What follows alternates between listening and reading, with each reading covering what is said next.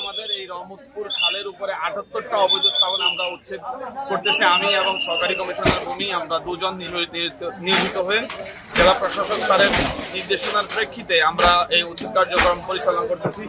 আমরা অনেক নাগরিক নিজ উদ্যোগে তাদের অবৈধ স্থাপনা সরিয়ে নিয়েছেন, অনেকে সরিয়ে নিচ্ছেন।